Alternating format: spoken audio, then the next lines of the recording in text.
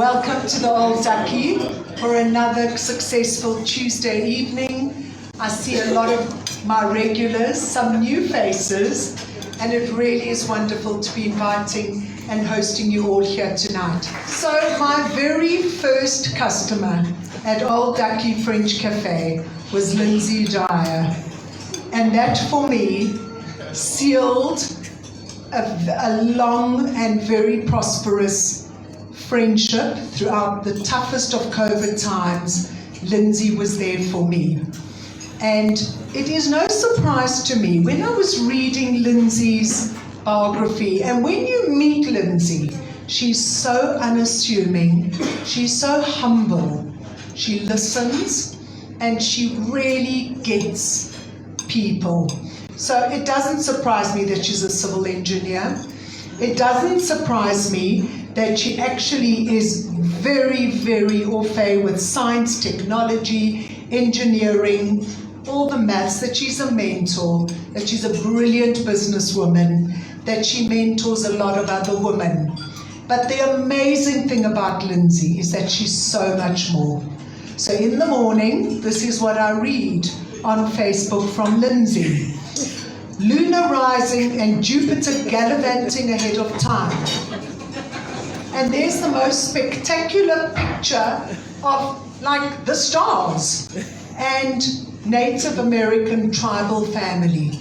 An extraordinary, she likes history. She likes to let people know about Native Americans. It's just absolutely beautiful.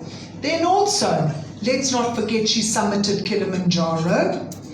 And, you know, let's not forget that she posts the most beautiful insects and bugs that you have to zoom in, because I don't quite know where she even finds these things.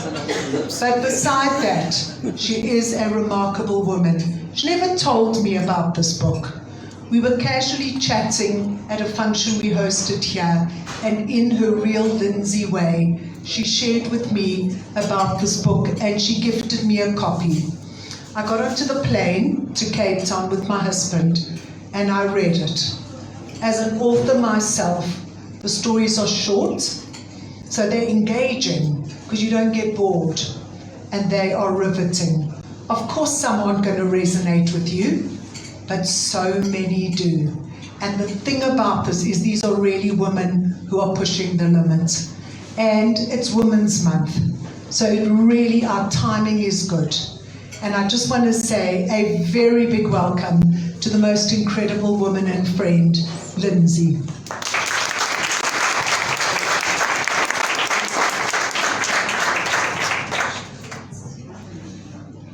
Sure. That was quite an introduction. Find your voice. Speak your truth. Change the world. That is the message in this book. I find those 9 words so powerful. Simple words, very simple words. Find your voice, speak your truth, change the world. Oh my. So I just want to tell you a little bit about who I am and why I'm in this book. And then I want to dive into the book and give you an idea of what else my wonderful friend Lynn, who I'm sure is watching. Hi Lynn, please everyone say hi Lynn. Hi Lynn. She just had a moment of being overwhelmed. Lynn is watching this from Arizona at the moment.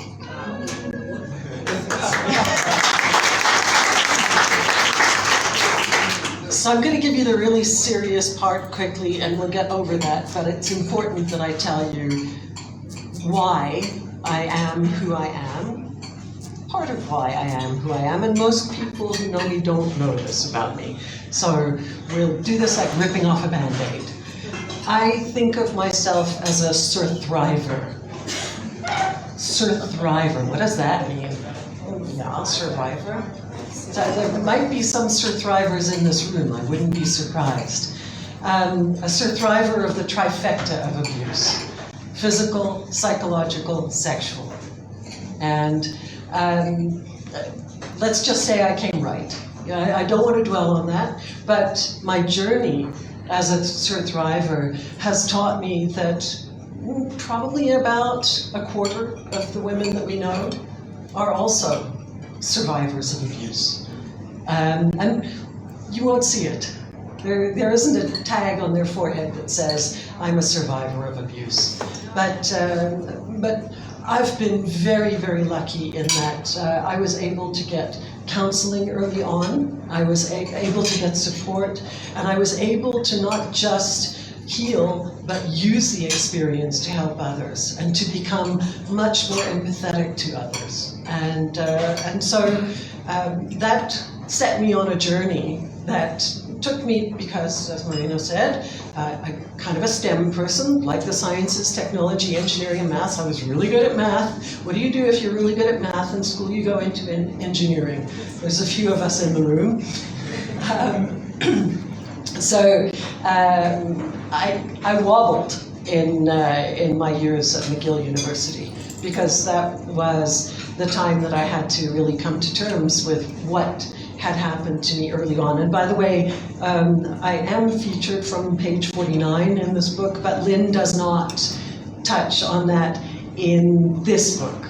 I'll get to what I mean by this book in a few minutes. Now, how did I come to be involved in this book?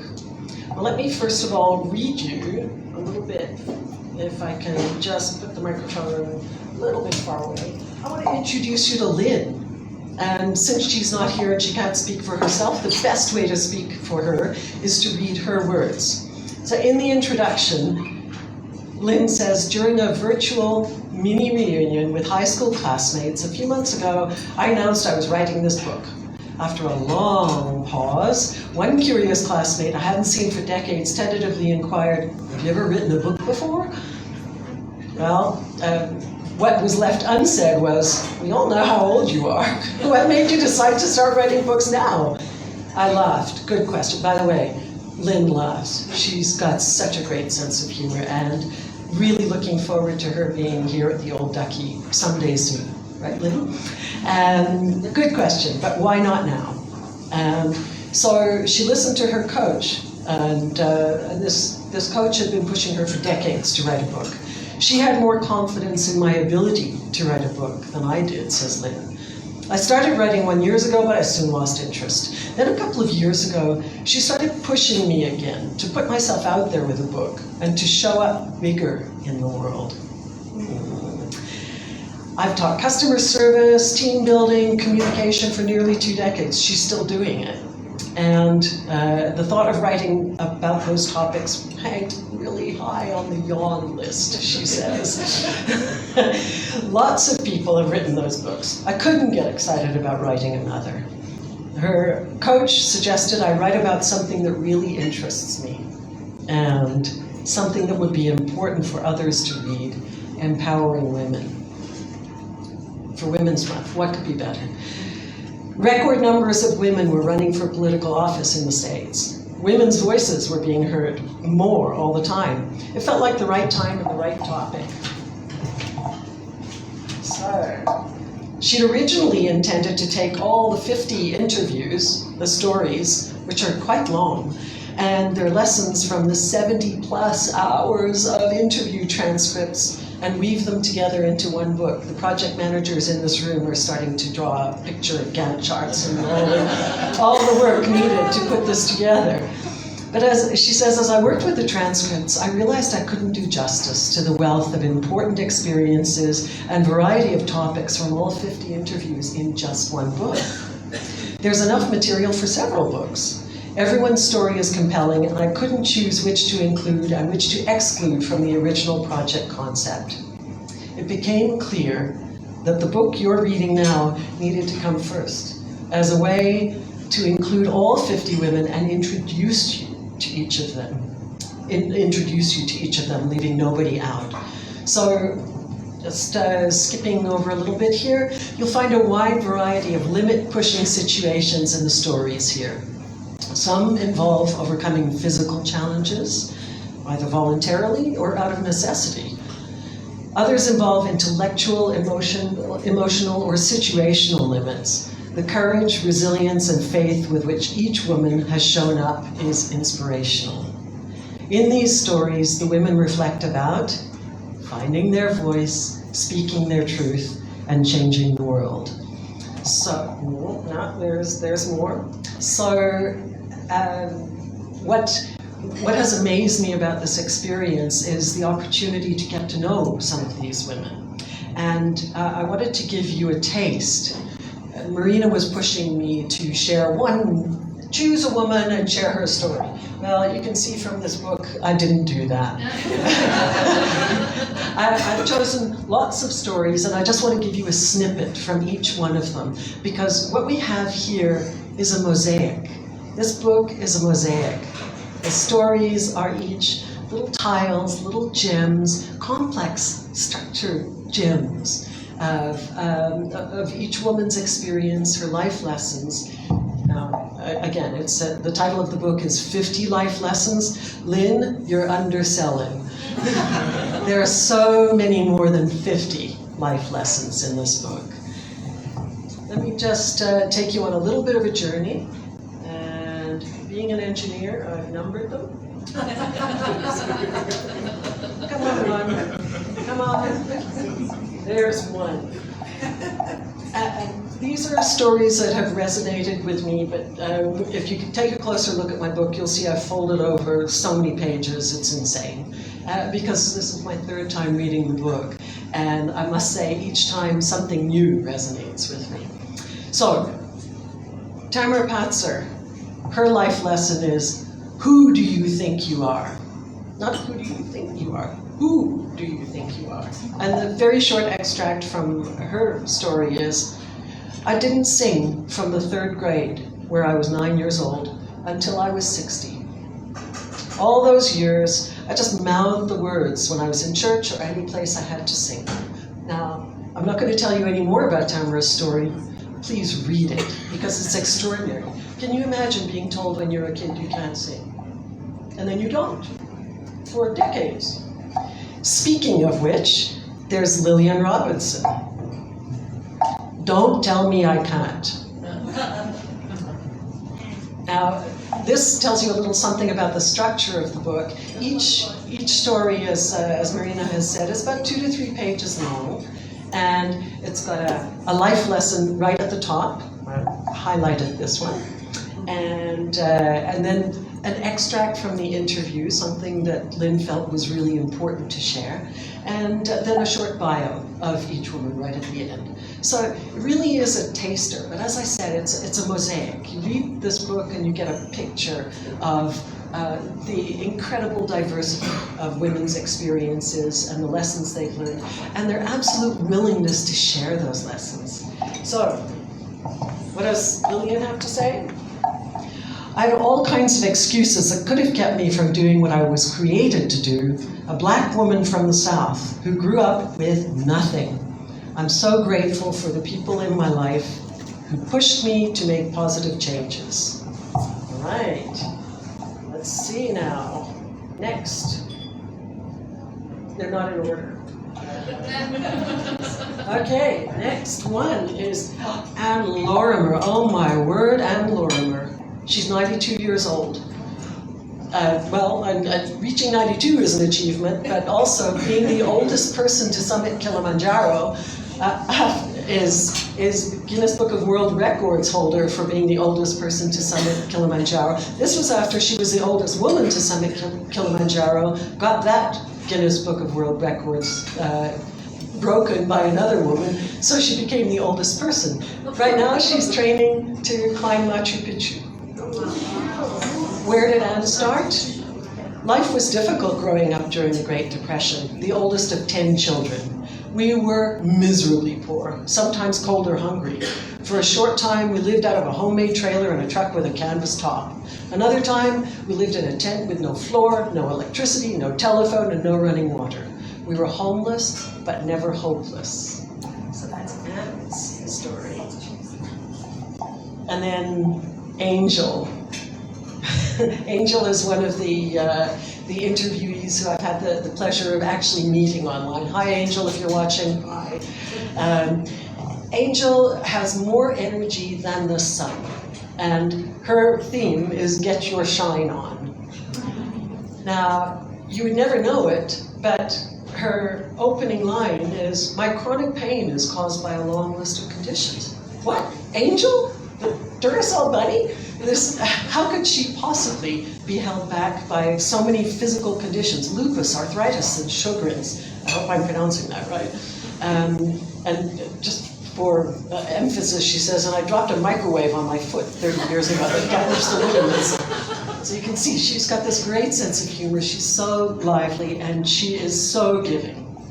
And we'll get to how you can have a chance to actually meet those women later on. Next, Susan L. Brooks. Simple lesson, give yourself permission to make mistakes. How do you succeed if you don't fail? Let yourself make mistakes. 6. White Dove Gannon, recently her experience really resonated with me because she, and I think Tom you'll understand this, she has experienced the understanding that she needs to leave something behind. And her theme is find your purpose. And that has been such a strong message for me over the last couple of years. Right. Joan Howard, fun woman.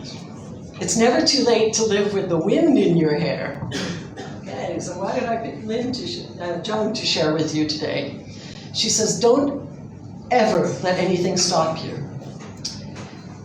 And this is the part I love about her story. Nelson and I met online when we were in our late 70s.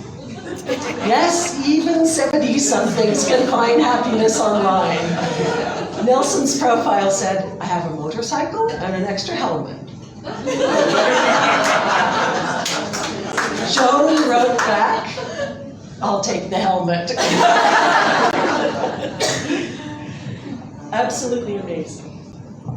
Right, now here's a message that really resonates for me. It's gratitude, gratitude, gratitude. Gratitude has been such a strong theme in my life recently.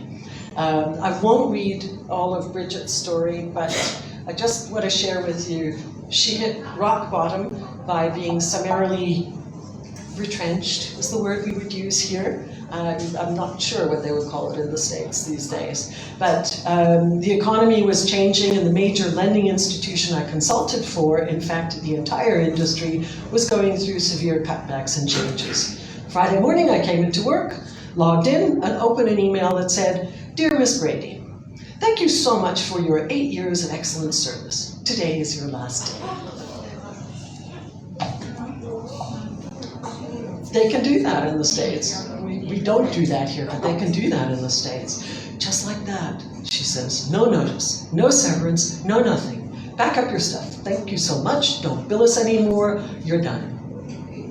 I had no job. I had no savings. My boyfriend left and took all our furniture. No, I was going to say, you know, can we have a boo for the boyfriend? I lost everything. I moved from my beautiful beach condo to the smallest, crappiest apartment in the Inland Empire. For 2 months, I laid on my floor with my laptop, the only place I could with no furniture, just watching free stuff on the internet. I fell into deep depression. My life was over. One day, I woke up and said to myself, you know, Bridget, you've been telling yourself, telling the universe, telling God that you want to start your own business. Maybe this was the universe's answer. It was not exactly how I expected the answer to be delivered. So that's Bridget. I've given you a little bit more than some of the other women, just to give you an idea of the diversity of these women. Come on, number 9. All right. And Justine Chomsky, her lesson is don't let your circumstances dictate your future. Just a brief extract from her story to Lynn. I have friends and relatives that have been given a silver spoon their whole life and they don't know how to handle adversity. My challenges have taught me how to be resilient and how to roll with the punches. This is what I love about her story. She starts talking to us. She says, you're resilient too. Don't let fear stop you. Spend some time thinking about how your life could be if you did the things that you want to do rather than not doing things because you're fearful. We're all scared to face the unknown, but the scariest thing is continuing to play small. Step forward. Don't worry about making mistakes. None of us is perfect. You won't know what you can do until you try. Yeah. So that was number 9, and I'm going to finish sharing the lessons with, oh my dear, where are you? There you are. Absolutely amazing lesson from Isabel Kozak for Women's Month. You're a woman, embrace it. Now what does she have to say? We make ourselves what we are. We're never done. It's not about what you've done, it's about what you'll do next. Women look at the world in a different way. Let's not lose that. Cherish your ability to see things differently and do things differently. Welcome new challenges. Be open to opportunities. Be positive. Claim your power. You're a woman. Embrace it. So those are just a few extracts from this book to give you a taste of this mosaic. And I want to share with you as well that Lynn has created a platform. As she intimated in her introduction, this is just the beginning. So she's got a website, womenwhopushthelimits.com, very easy to remember. And on that website, she's posted some podcasts of the interviews that she's been able to process. But those of you who've tried multitasking know that that's a really bad idea. You can only do one thing at a time. So she's published the book, and now she's getting back to working on the big book and working on the website and the podcasts as well. So you can easily join the platform. You can join the group on Facebook, Women Who Push the Limits, and meet some of these women that I've introduced you to. But in the short term, we launched, well, I say we launched, sorry Lynn, you launched the book on the 8th of March on International Women's Day at the premises of one of the women in this book. And I've just realized I forgot an important part of how I got involved in the book. Oh my word. So do you remember from the introduction, Lynn said that at her high school reunion, she said that she was writing a book. My business partner was at her high school and he was at that reunion. And he said, you should interview Linsey. So that's how I got involved in the book. And that's how Lynn became my dear friend. We connected during that interview. We became, we've had monthly Zoom meetings that started out as hour-long chats and have gone now to 3-hour chats. and it's wonderful to have that kind of friendship and to connect with the other women on the group, to be part of the platform. But I'd like to close by saying I'm just incredibly grateful for the opportunity to be part of this book, this platform, and to have met Lynn, and to, I think I should say a couple of thank yous as well. I need to say thank you to Francesca, yes I do, to Francesca for setting up this live feed. Thank you. To Marina and the Old Ducky for being such wonderful friends. And to Lynn for writing this incredible book, and we're so looking forward to the main course of the big book. So thank you all. Say it with me. Find your voice. Speak your truth. Change the world.